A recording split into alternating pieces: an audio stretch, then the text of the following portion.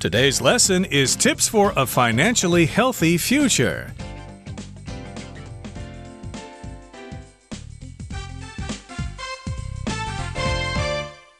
Hi, everybody. I'm Roger. And I'm Helen. And Helen, I want to ask you this question. Do you think you are financially secure? Well, I think I am because I've been pretty careful with my finances, but one can never be too sure because one cannot predict the future. That's true. So when you're young, of course, it's a good idea to have good financial habits and set up those practices when you're young.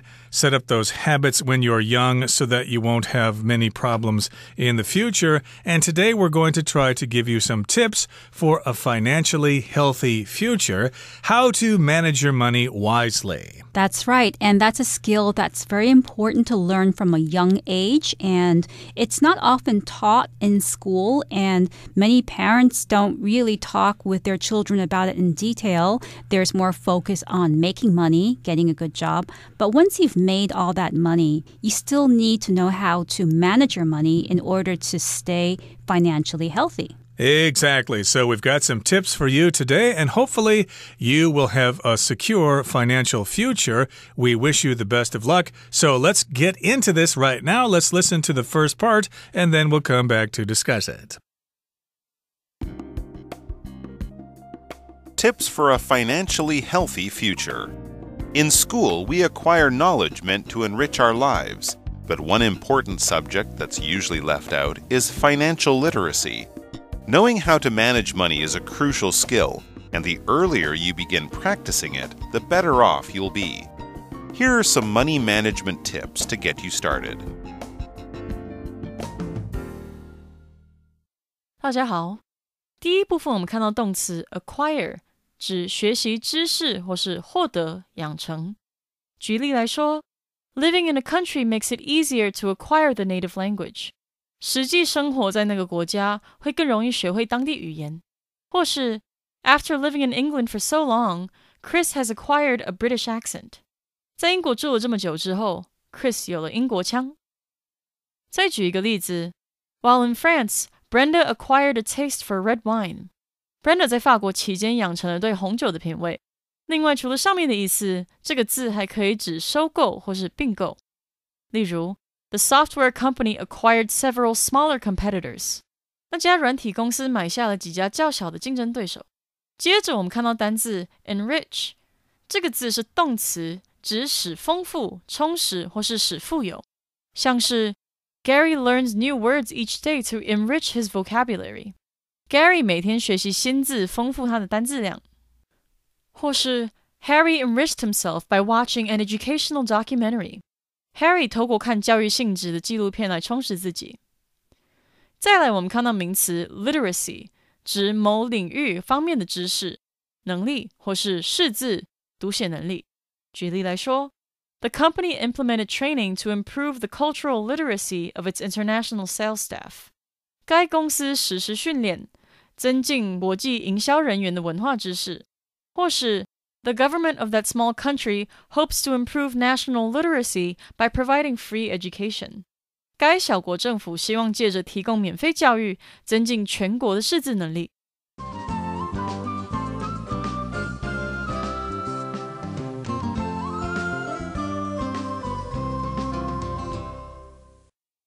So in school, we acquire knowledge meant to enrich our lives, but one important subject that's usually left out is financial literacy.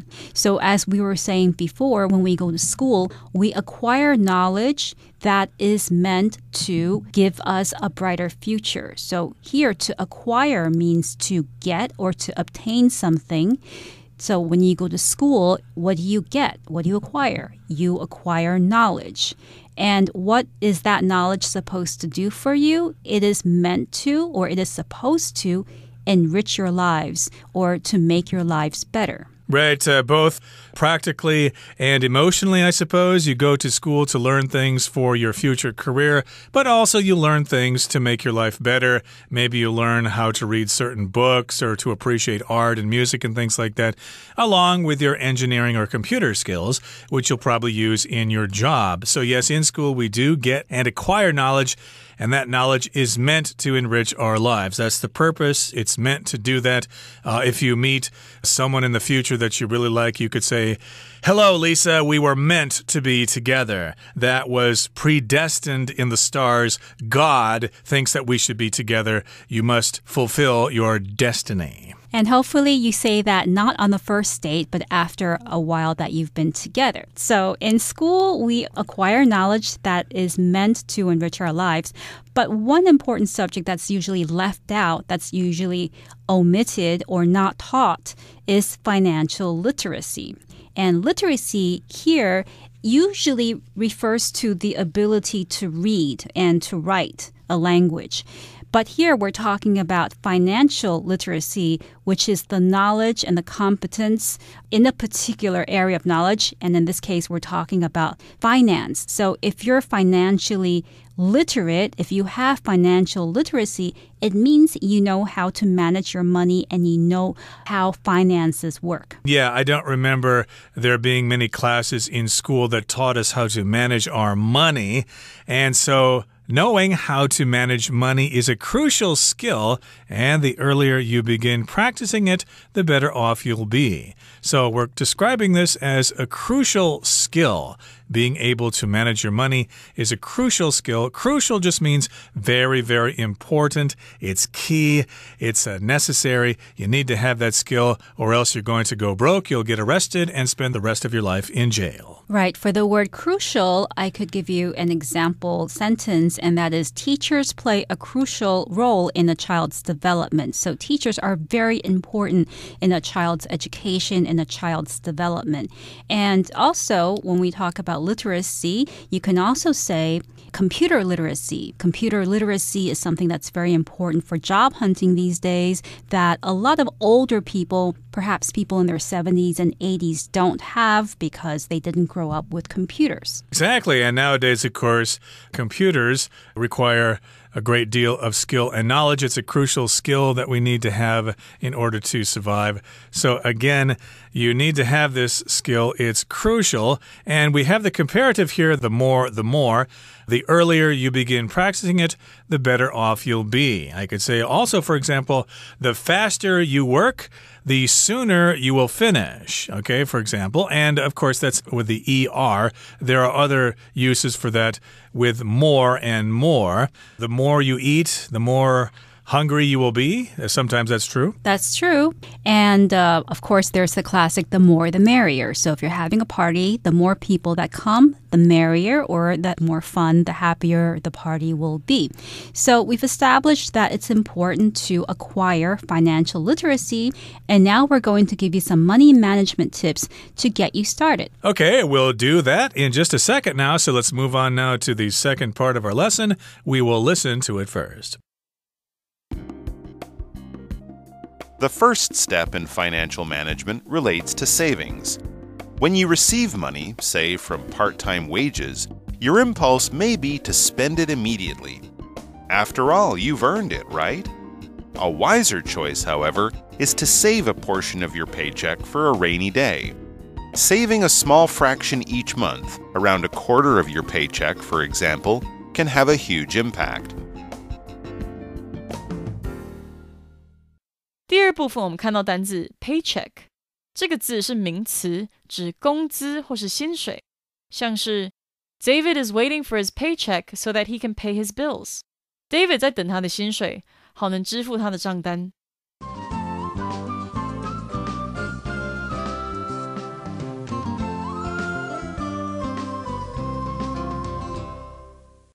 So the first step in financial management relates to savings. When you receive money, say from part-time wages, your impulse may be to spend it immediately. So if you're a teenager and you have a part-time job and you make money, let's say you get your first paycheck in the first month, your immediate reaction may be, I'm going to use this money and I'm going to buy something that I really like. So impulse is a sudden, strong feeling that you have to do something and you don't really think it through. So I could say, for instance, when John said those terrible things to me, my impulse was to punch him in the face. But instead, I got up and walked away because it's never good to punch people. It's never good to resort to violence. So even though that was my impulse, I stopped myself, I thought about it, and I walked away. Okay, so indeed, your impulse will be to spend that money right away, or at least it might be.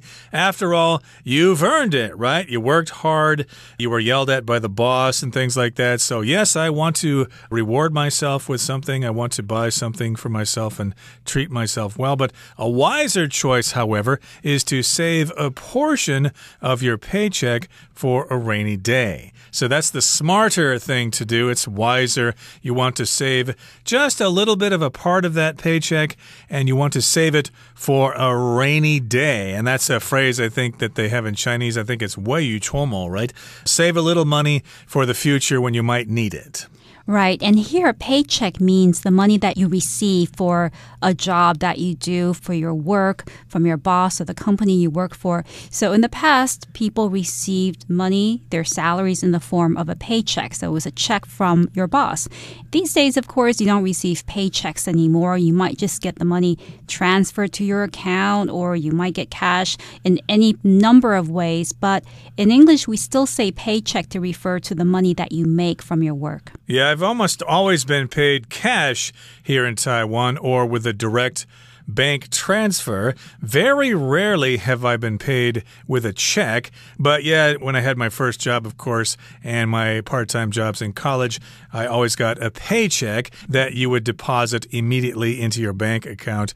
And yes, you want to save a portion of your paycheck for a rainy day. And saving a small fraction each month, around a quarter of your paycheck, for example, can have a huge impact. A fraction, of course, is a smaller part of something, and we're suggesting maybe 1/4 of your paycheck. So if you get 2,000 NT dollars for your first paycheck, maybe you can save 500 NT dollars from that paycheck. Yes, and if you do this, it's not even saving a lot of money. A quarter is something that you could just forget about. But if you do this every month, then the end result could be a huge impact. You could have a huge impact if you do this. An impact is an effect or an influence resulting from something. So, for instance, the COVID-19 pandemic had a big impact on large and small businesses around the world last year. Or I could say my high school history teacher, Mr. Williamson, had a huge impact on my interpretation of the world. So indeed, saving some money there can have an impact on your savings. So yeah, give yourself a goal. Maybe you save half of it or a quarter of it. That's just a part of it. And save up gradually, and you'll have some goals and do quite well. Okay, let's give you some more tips in our next portion. We'll listen to the third and final portion now, and then we'll come back to discuss it. Second, establish a monthly budget. This step is important because it sheds light on your spending habits. To keep a budget, just write down each and every purchase you make. At the end of the month, review how much you've spent on snacks, entertainment, clothes, and so on. With an overall picture of your monthly spending, you can decide how to reallocate funds in order to reach your financial goals. 第三部分我们看到片语 shed, cast, throw light on 加上名词，表示阐明或是解释像是 Some of the latest discoveries in space help shed light on questions that scientists have asked for centuries. 近来在外太空的新发现让科学家问了几世纪的问题得以明朗化。或是 The newspaper article casts light on the problems happening in Libya. 报纸上的那篇文章清楚解释了利比亚境内所发生的问题。再举一个例子 Can someone throw some light on where the meeting will take place? 有谁可以说明一下这场会议会在哪里举行吗？另外补充一个包含 shed 的相关片语 Shed crocodile tears.Crocodile, C-R-O-C-O-D-I-L-E, crocodile, shed crocodile tears, 表示假装伤心。举例来说 Mark shed crocodile tears over the theft of his old car. Mark 的老爷车被偷的时候，他假装伤心掉了几滴眼泪。最后我们看到单字 reallocate， 这个字是动词，指重新分配或是再配置，像是 Funds have been reallocated to schools， 资金已经重新分配给各学校了。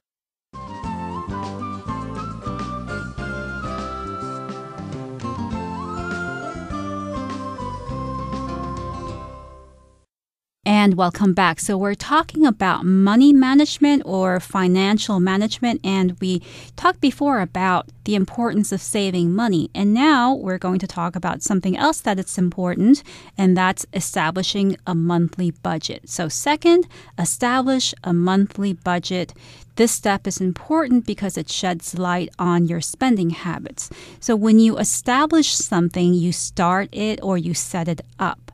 It just means to begin something. I could also say, for instance, the fast food company McDonald's was established in 1955. So the fast food company McDonald's was opened in 1955. Here, we're saying it's important to start a monthly budget or to establish a monthly budget. Yep, set it up, start it, set up and establish that monthly budget.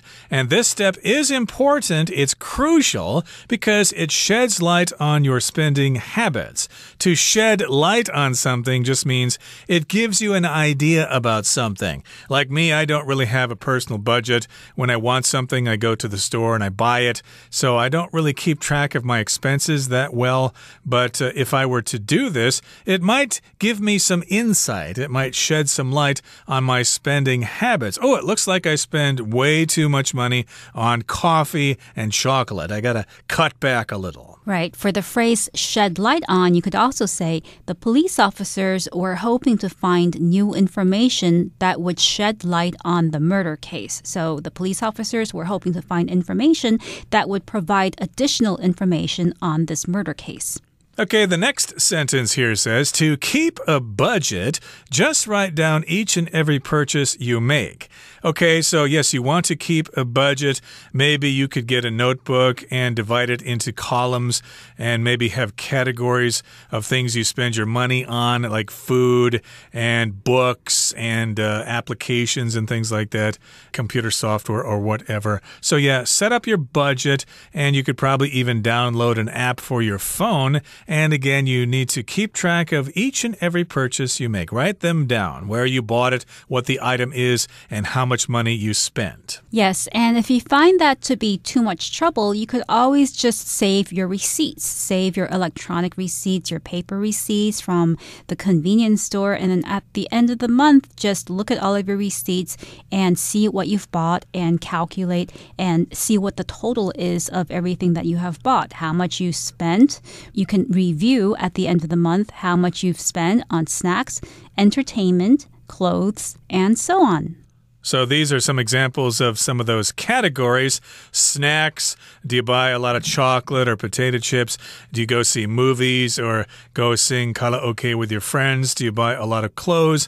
Etc., etc. How much money do you spend on gasoline? What's your rent every month, etc.? Those are all different categories. And with an overall picture of your monthly spending, you can decide how to reallocate funds in order to reach your financial goals. So you're going to have an overall picture. You're going to have a general picture of how you spend your money. Maybe it won't be really specific, but it will give you a general picture. Overall just means general, and it also means 100%.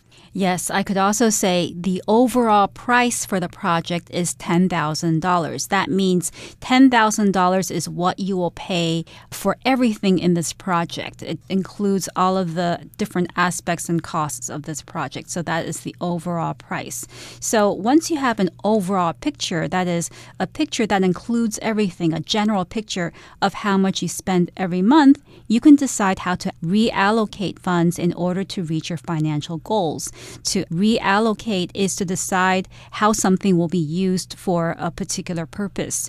For instance, you can reallocate your time and skills to make money instead of using your time and skills at home doing things as a hobby. You can turn that hobby into a money-making project. Yep, here we've got the verb to reallocate, and allocate is the verb as well. And to allocate just means to distribute things evenly. Maybe you'll allocate school supplies to your students, for example. But if you do it again, if you make some readjustments, maybe some students are getting too much and other ones are getting too little, then you can reallocate those things. And yes, you can look at your budget and think, gee, I'm spending way too much money on entertainment. Maybe I need to reallocate my funds. Okay, that brings us to the end of our lesson for today. It's time now to listen to our Chinese teacher.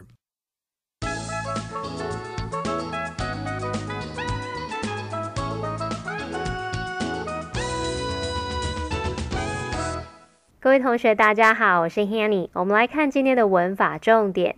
课文第一部分写到，知道如何理财是一项重要的技能。他就说 The earlier you begin practicing it, the better off you'll be. 你越早开始实践，你的经济状况就会越好。那文中的 better off 是 well off 的比较级，在这边它是用来形容经济情况较佳的、较富裕的。那这个用语呢，也可以去描述状况更好、情况好转。我们常常会在 better off 后面接 with 或是 without， 再加上名词。举例来说，Emma is better off without her ex-boyfriend. Emma 没有前男友过得更好。好，那如果我们在 better off 后面接动名词，则是用来表达最好怎么样，不如怎么样。那它是用来建议、劝告某人去做某事，像是 You'd be better off staying at home. 你最好待在家，这就是劝人家、建议人家最好要待在家里哦。那我们看到这个句子有使用双重比较级的句型，双重比较级是用来表达两种情况之间的消长关系，去表达说越怎么样就越怎么样。好，那它的句型就是 the 加上比较级加主词加动词，逗号 the 比较级加主词加动词。其中的比较级你可以用形容词比较级或是副词比较级，像课文句子里面的这个 earlier 它是副词比较级，Better off 则是形容词比较级。那我们现在来造个例句 The harder you work, the more quickly you'll get promoted. 你工作越努力，就会越快得到升迁。好，那么在双重比较级的句型里面呢，比较级的部分你也可以用形容词比较级去修饰名词，像你可以用 more 或是 less 来修饰不可数名词的数量，或是用 more, fewer 来修饰可数名词的数量。举例来说 The more cream you add to the soup, the thicker it will be. 你在汤里面加越多鲜奶油，汤就会越浓稠。好，那最后再补充一下，当双重比较级句型里面的动词是 be 动词，而且呢主词不是代名词的话，这个 be 动词是可以省略不用的，像是 The higher the price, the better the quality. 价格越高，品质越好。那这样的例句呢，就是由 the higher the price is, the better the quality is. 它省略了 be 动词 is 而来的。好，那么还有在一些特定的惯用语当中啊，则会把主词和动词一并省略，像是 the sooner the better， 就是说越快越好。The older the wiser， 年纪越大越有智慧。那这就类似我们中文说的姜是老的辣。好，以上是今天重点整理，我们回顾今天单字吧。Acquire. Stephanie acquired a great deal of historical knowledge by reading. Crucial. Brian's work has been crucial for the success of the company. Impulse. When Tina saw the puppy, her first impulse was to take it home. Impact. Technology has had an enormous impact on our daily lives. Establish. If you want to succeed, you should first establish practical goals. Overall. The overall cost of the weekend trip was $200 per person.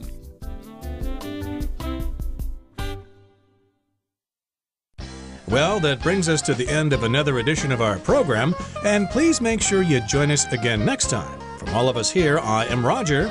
I'm Helen. See you next time.